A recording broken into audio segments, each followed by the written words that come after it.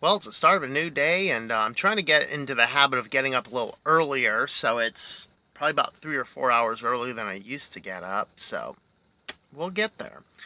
Well, tonight I overnighted at a Walmart parking lot, and it was just fine, nice and quiet, and if I open up my doors here, it's just the crack of dawn.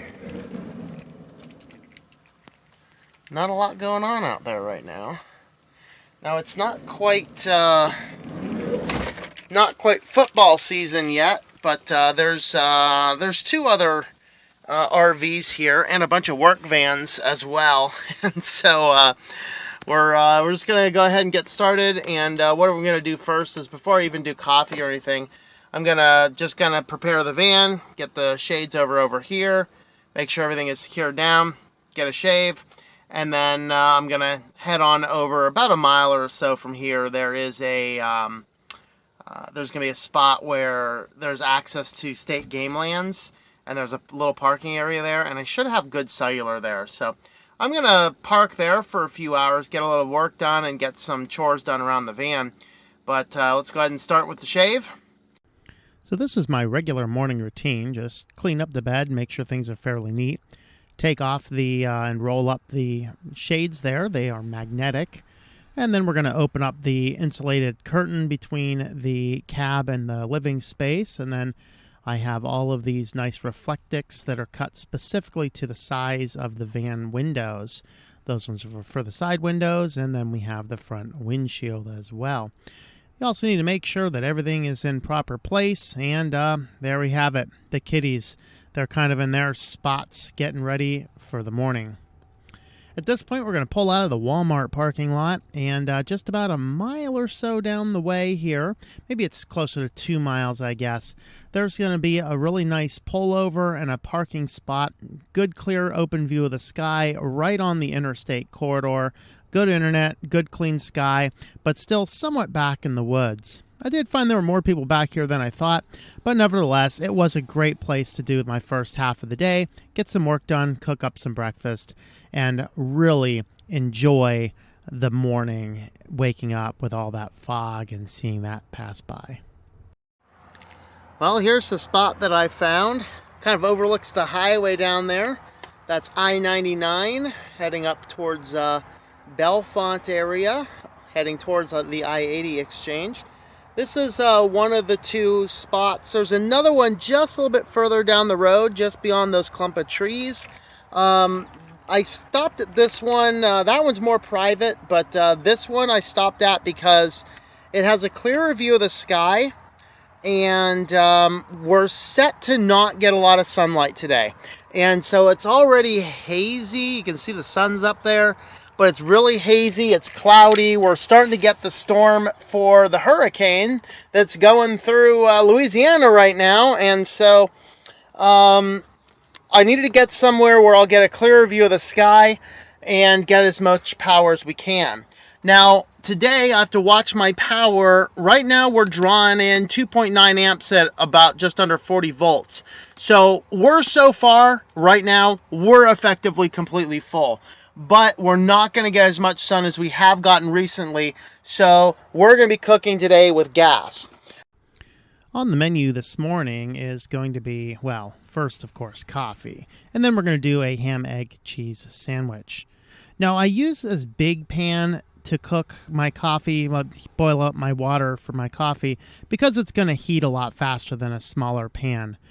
The orange flame there indicates a little bit more carbon monoxide, something you have to be careful of when you're using butane.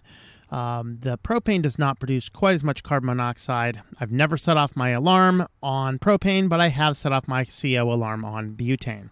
Be careful of that. Make sure you have a lot of good ventilation. I have my screen doors wide open, and I have a ventilation fan pulling out. So to cook up our sandwich here, we're going to start by just melting in a little bit of butter.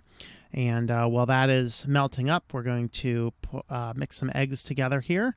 I do this nice, amazing one-handed egg opening. Learned this when I was working as a baker. Made things a whole lot faster if you could do your eggs with one hand. Stir up the eggs. Something else I did here is with the butter is I scraped the butter down onto a roll that we're going to cook later on. And in the meantime, we're going to start with, while the eggs are cooking up there, we're going to chop up some ham into smaller pieces. This is just some Black Forest lunch meat ham left that I had just a little bit left. So we're going to go ahead and mix that in there with my egg. Of course, give some to the kitties because kitties need to eat some ham too.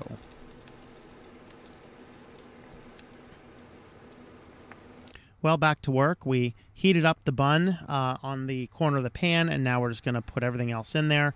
I already mixed some cheese in here, and this is going to end up being a really good meal. I love cooking, and unfortunately, I'm not cooking quite as much and quite as many good meals as I used to living at home, but nevertheless, I have been eating well, just a little bit more carbs than I would like.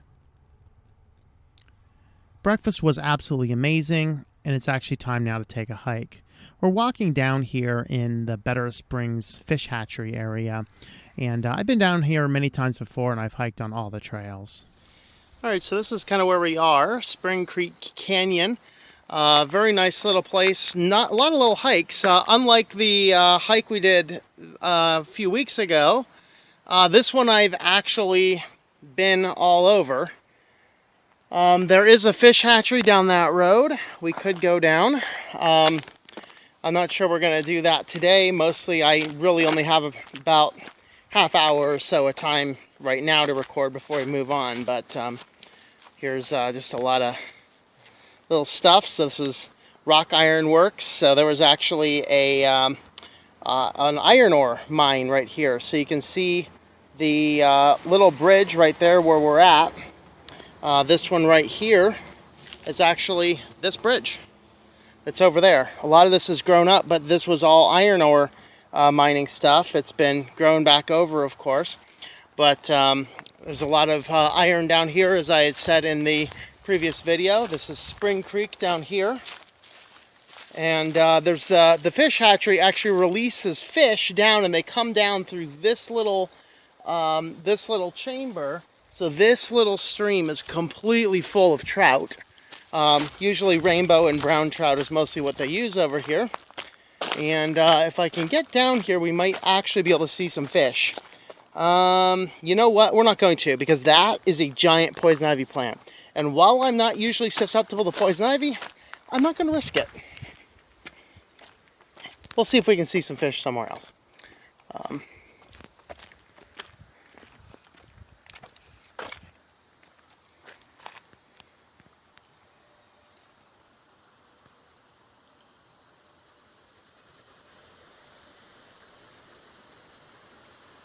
So the water is really high right now. We had a lot of big heavy storms a few weeks ago, and then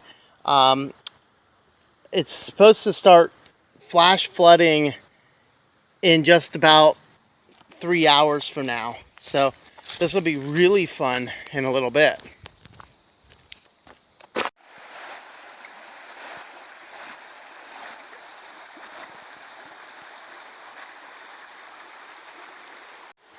Right over here, there's definitely some fish. There is a big trout that is feeding right over here. I don't know if I can see him. Wait for him to come up one more time.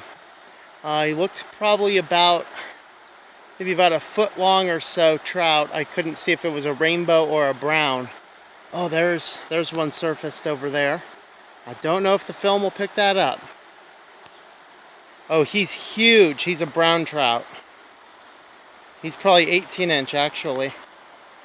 Oh, that one's a small one. There's about 3 down here that are feeding. I might scare them away getting down here, but we'll see what we can do.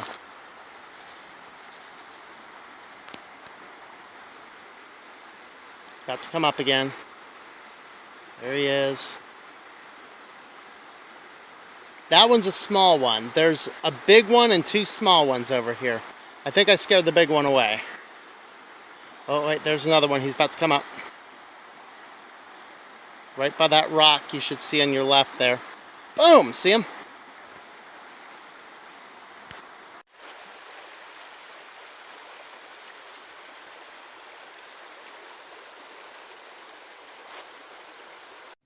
help me, I'm stuck, help me, I'm stuck. There you go.